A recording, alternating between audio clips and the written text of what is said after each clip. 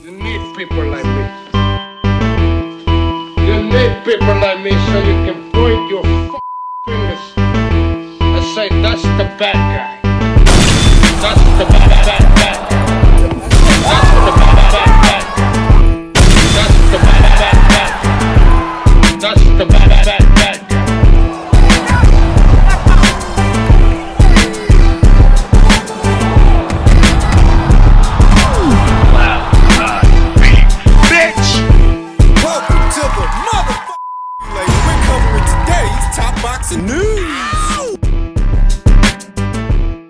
Okay, we'll start with this. Savannah Marshall condemns judges' scoring after her defeat as Greene targets Clarissa Shields. Next. I didn't get the chance to talk about this fight immediately after the Taylor vs. Serrano trilogy, where this fight took place. There was a lot going on that weekend. And a lot has gone on since. Savannah Marshall complained about the judges' scoring after her split decision loss to Greene in New York.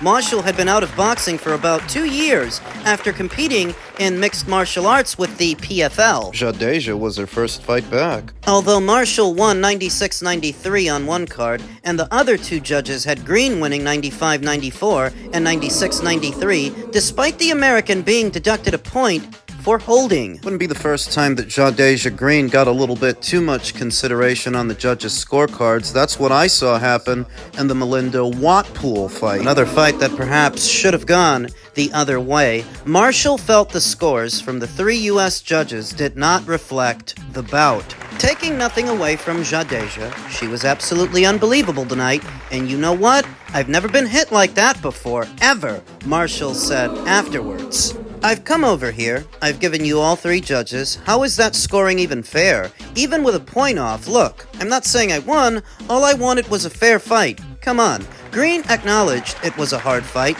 Shout out to Savannah Marshall. She was a tough cookie. She caught me with a good shot or 2, buckled my left leg. I've never been hit like that before, but I'm just honored to be here today and be victorious, Greene said. I can barely hear out of the left side of my ear, so I'm going to take some time off to rest and recover. I'll be back. Sweet Terminator Greene will now target a fight with Clarissa Shields. American star Shields is the only other pro fighter to have beaten Savannah Marshall. I would love to fight Clarissa, Greene declared. The best competition is always going to bring the best out of me. When the time comes and it's big, let's do it. Her bout with Savannah has increased Greene's confidence. She, Savannah Marshall, said, I've never been in the ring with someone like you that hits as hard as you do. I've been in the ring with Shields, and you could take her out, Greene said. Hearing that from Savannah, and Savannah can punch too, that was a tough fight. Shields is the fight Greene's promoter, Jake Paul, the YouTuber turned boxer, wants to make. Let's get it. Let's do it, he said. Business is business, and that's one of the biggest fights that can be made in boxing. So we're here to do that. That's what we do. The issue is that Clarissa, who just fought this weekend, is all the way up there at heavyweight with no immediate plans of coming down, and she's been asked about a fight with Jadeja that she's dismissed. More than once. She is said to be a network and promotional free agent now, so theoretically that would make a fight between them very easy to make. If Clarissa were actually interested. The fight between Savannah and Jadeja was actually a lot more close and a lot more competitive than I thought it would be. I thought Savannah would win the fight. Hell, I thought Savannah was going to knock her out. But it would seem that after a year, 2 years away from the sport, there was a bit of ring rust there. That even if she fought in the PFL, in MMA, in those 2 years, well, that's not the same as a boxing match. She made things harder on herself, trying for straight punches while she stepped forward, then falling within range of Jadeja's punches, giving her the chance to get in the fight and stay in the fight, as opposed to Savannah using her height and her length to maintain distance between herself and Jadeja to stay out of range of Jadeja's punches. And it was sort of the same in the Shields fight. That's another fight where Savannah gave up her height where she really didn't have to. Made the job that much harder on herself. I feel like if this same fight happened in the UK, Savannah would have won it. As it stands, it happened in America, so here we are. And it was tight. It was a lot more competitive than I thought it would be, so if Jadeja's not having any luck, landing a Shields fight, and Shields doesn't want to do business with them, I see no reason we shouldn't get a rematch between Jadeja and Savannah. Lest we forget, they signed Savannah, didn't they? They're promoting her. Run it back. Do it in the fall or winter months. There's definitely a precedent for a second fight. The first one was entertaining. It was an all-action shootout. Savannah can come back better now that she's actually boxed in the last 12 months. Refine her strategy so she doesn't give up so many advantages, doesn't give up her height. And if she wins the rematch, do a trilogy. There are simply not enough girls to go around at 168 pounds to where doing 1 to 2 to 3 fights with Savannah and Jadeja, that might be the thing to do. The way to go. I think Savannah can come back better. Perhaps it was presumptuous to take on somebody like Jadeja, having not boxed in such a long time. But Savannah is a crafty boxer, and I think she can learn from her mistakes in the first fight to come back better in the second. If not Tank, should Lamont fight Shakur next? No comment on the arrest, but I'll just tell you this: Tank is done. Tank is hung him up, shoes off, get the bag, put a plaque up. He done. Tank is done. Period. When you say done, you mean like not fighting anymore? Tank is checked out mentally. Tank is gone mentally. Tank looking for the big bag, of Jake Paul, Pacquiao, something so like, and he's looking to, hey, I'll see you later. Tank is standing. He's not gonna fight Shakur Stevenson at all. At all. I don't care how much money Turkey offer, give him 4 Lamborghinis, whatever. Tank ain't taking that fight. And I know all y'all Tank fans gonna come at y'all. You don't know. You don't see. I'm telling you. And if he get in that ring and he ain't up here, if he ain't all the way focused, bro, he gonna get beat by Manny Pacquiao. Yeah, if they gonna do it. He gonna get beat by Manny Pacquiao if he ain't all the way focused in the ring, bro. Seriously. So that's my take on Tank, man. I think he's done. It's the issues outside the ring. It's the fact that he wants to change and he wants to, he has a lot on his mind that he wants to do. And he's kind of sick of the sport of boxing. So piggybacking what you just said also, do you think Lamont Roach should just say, forget about that and just go to try to fight Shakur? If I'm so Lamont Roach, bro, I'm keeping my momentum, bro. Forget about all of that. Hey, peace. You ain't ready, son. It's all good. You handle your business. You do what you do. But hey, I need that money. I need that gravy. I need the opportunity. And I should have been. Honest to God, truth, I should have been the champion right now. However, I'll let you have that. That's fine. But I'm moving on to something bigger and better. So yeah, Shakur Stevenson fight. I don't care who it is. But somebody in the top 10 or another champion at 135 pounds or even at 130 pounds. Absolutely. Don't be sitting there waiting on Tank. Don't wait on that. To the point that Timothy Bradley made last night after the broadcast that Gervonta Davis is mentally checked out, a Twitter account that goes by the name Billionaire Boxing Club says, MIA report, Gervonta Davis, the face of boxing, has become the ass of boxing. Within weeks of his highly anticipated rematch against Lamont Roach, Tank deleted his social media and has yet to update the fans on what the next move is. Keep hearing different dates, but Tank, where you at? Yeah, at least momentarily, he seems to have deactivated both his Twitter account and his Instagram account. Lending credence to the notion that, like Tim Bradley said, mentally, he's checked out. He's got a lot on his plate. It's not just barely scraping by Lamont Roach and looking the way that he looked, coming under scrutiny and criticism for doing so, but it's also the legal stuff. Another situation with the mother of his child. Another domestic abuse case. And what he said at the start of the year, before we even got here, that he wants to go through therapy, that he means to retire. He's trying to become a better person. All of which lends credence to the notion that mentally he has checked out. He's not invested in boxing anymore, so that when he deactivates his social media accounts, it's likely because he doesn't want people hounding him and asking questions as to when is he going to come back?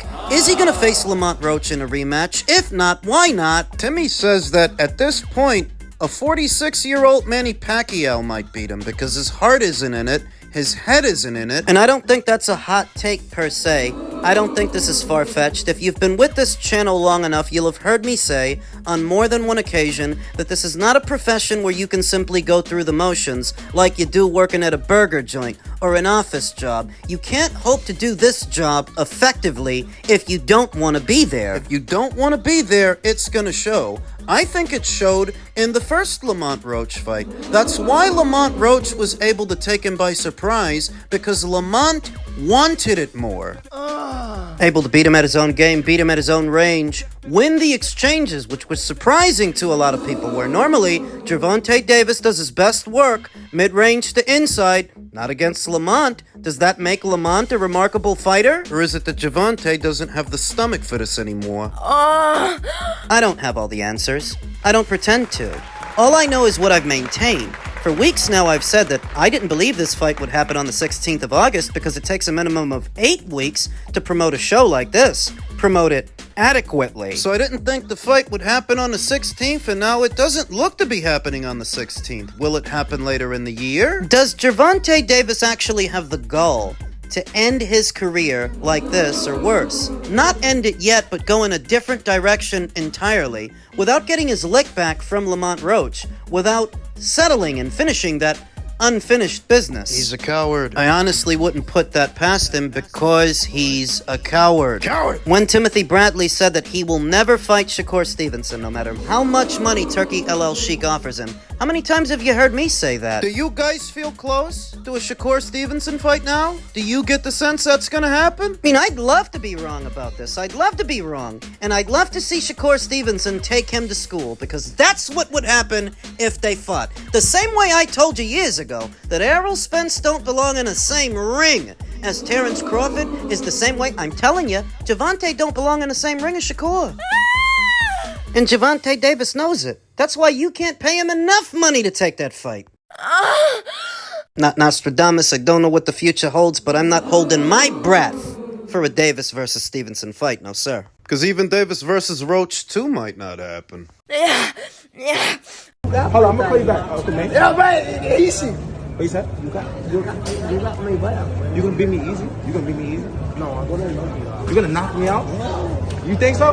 Yeah, because I think you got a good technique. I like it. Yeah. I appreciate it. Yeah. You pressure close, real close. I'm raw. Yeah, nah. But you don't got the power for stuff. You don't got no power. No, I don't got power. You don't got power. You keep going. Yeah. Yeah. But now you don't got hydration. Huh? You don't got hydration. What is that? The 10 pounds. Yeah, there's no excuse. Yeah, no. So like I said, you do IBS, and we make it happen. Why would I fight you, right? That put pressure with 10 pounds. And I know you're gonna keep coming. Why would I fight you? Am I stupid? I'm gonna fight you now. No rehydration. Yeah, Fight now. I know, but okay. You don't got excuse because me got the hydration too.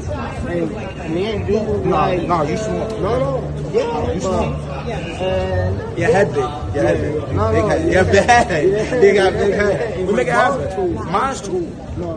Mine's too. I'm a champion for a reason. I beat the guy that beat you. Remember that. He beat you.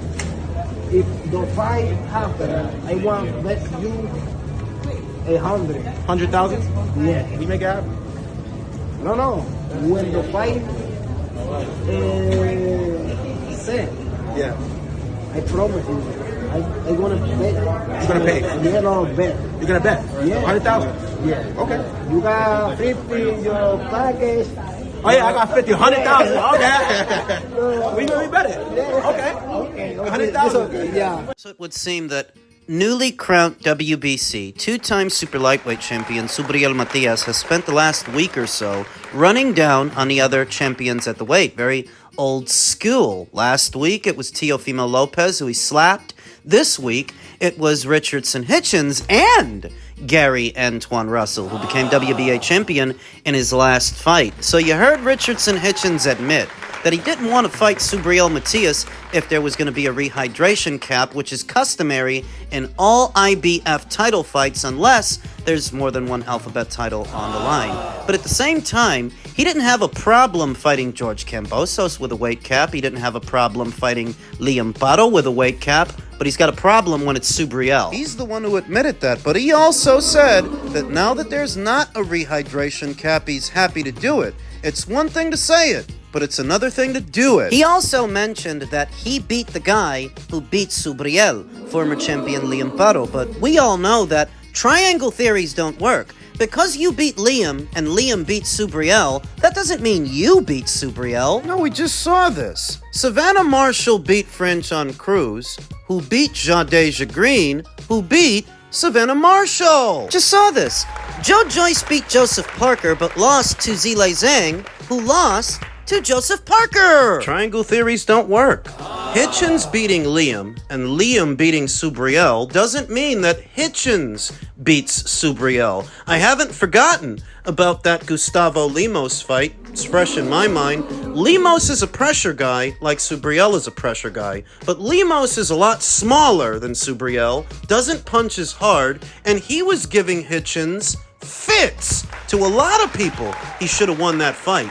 Now, you have that same fight with Subriel, and I don't think it goes the distance. I think Subriel stops him, though at the same time, I think, for me and my money, the better fight between champions at 140 is actually the Subriel Matias versus Gary Antoine Russell fight. Gary, who we also ran into this weekend, Gary is an action guy, but not just an action guy, he's a well-schooled amateur. He beat Jaron Ennis in the amateurs. He's got the look of a pressure fighter in the pros, the same as Subriel. He's an action guy. So what do you think happens when you put an action guy in the ring with another action guy and tack on 2 alphabet titles? You get action. And this is where I think Turkey LL Sheik's focus and resources would better suit the sport of boxing. Never mind the Gervonta Davises and Teofimo Lopez's of the world. All those guys are going to do is waste your time. It's the not-so-known fighters that will deliver for the boxing fans. It's those guys you need to focus on, those guys you need to make fights for. Now, it's said that Subriel Matias, in spite of all these champions that he's running down on, he's supposed to be facing Dalton Smith in his next fight. And at the same time, there were rumblings about a Puello rematch. Dalton Smith is his mandatory challenger now that he's WBC champion. The former WBC champion Alberto Puello was said to have had a rematch clause that Subriel would have to honor. It's a murky situation. It takes means and money to provide clarity, and clarity in a timely fashion. And the only guy that I can think of that can do that is Turkey LL Sheik. In an ideal world, you get Dalton Smith to stand down, find him somebody to keep busy with, let Subriel unify with either Richardson Hitchins or Gary Antoine Russell. And Puello? Listen, I don't really give a damn what happens with Alberto Puello. The last thing the super lightweight division needs, and the last thing that boxing needs, is another thinking man's fighter with a belt. Those guys are boring, and it's just the truth. The super lightweight division is, hand on heart, one of the deeper divisions in all of boxing. There are any number of fantastic fights to make. Unifications. When's the last time the super lightweight division had a unification match? I think it was years ago when Josh Taylor came to America to box Jose Ramirez for Undisputed. A lot has happened since then. Belts have been redistributed and some belts have changed hands. It's time to find out who's the best in show at 140. And there's only one way to do that. They gotta fight. You may be thinking to yourself, well, Teofimo Lopez does have a belt. He is the missing puzzle piece. But until he sorts himself out and sorts his career out, the show must go on, with or without him and his belt.